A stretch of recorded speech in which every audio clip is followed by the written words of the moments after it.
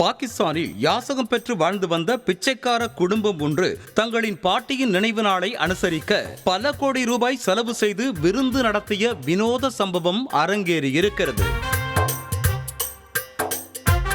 பெரும்பாலான பிச்சைக்காரர்கள் பொருளாதாரத்தில் மிக நலிவடைந்து அடுத்த வேளை உணவுக்காக யாசகம் பெற்று தங்கள் வாழ்க்கையை நடத்தி வருகின்றனர். ஒரு சில யாசகர்கள் லட்சக்கணக்கில் பணம் சேமித்து வைத்து அடுக்குமாடி வீடு என ஹை கிளாஸ் பிச்சைக்காரர்களாக வாழ்ந்தும் வருகின்றனர். அந்த வகையில் பாகிஸ்தான் மாநிலம் குஜ்ரன்வாலாவில் உள்ள ரஹ்வாலி ரயில் நிலையம் அருகே பிச்சைக்காரர்கள் இணைந்து ஒரு மிகப்பெரிய விருந்து கொடுத்துள்ளனர்.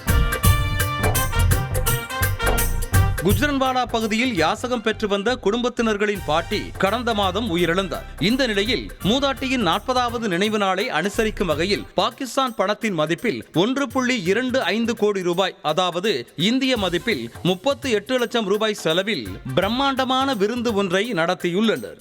இந்த விருந்தில் பங்கேற்க பல்வேறு தரப்பினருக்கும் அழைப்பு விடுத்த நிலையில் சுமார் 20,000 பேர் கலந்து கொண்டதாக கூறப்படுகிறது. விருந்துக்கு வந்தவர்கள் சிரமத்திற்குள்ளாகாதபடி இருக்க அவர்களது வாகனங்களை நிறுத்துவதற்கு பார்க்கிங் வசதிகளையும் ஏற்பாடு செய்து வைத்துள்ளனர்.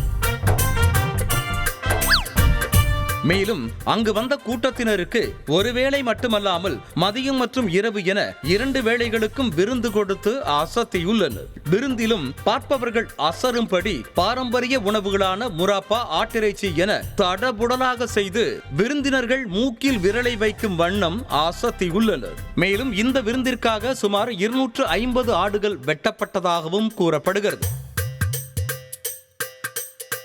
இது தொடர்பான வீடியோக்கள் தற்போது சமூக வலைதளங்களில் வேகமாக பரவி வருவதை அடுத்து வடிவேல் பட காமெடி போல பிச்சைக்காரனுக்கு இவ்வளவு சம்பாத்தியமா என நெட்டிசன்கள் அதிர்ச்சி அடைந்துள்ளனர். செய்திகளை உடனுக்குடனும் துல்லியமாகவும் தெரிந்து கொள்ள சப்ஸ்கிரைப் பண்ணுங்க.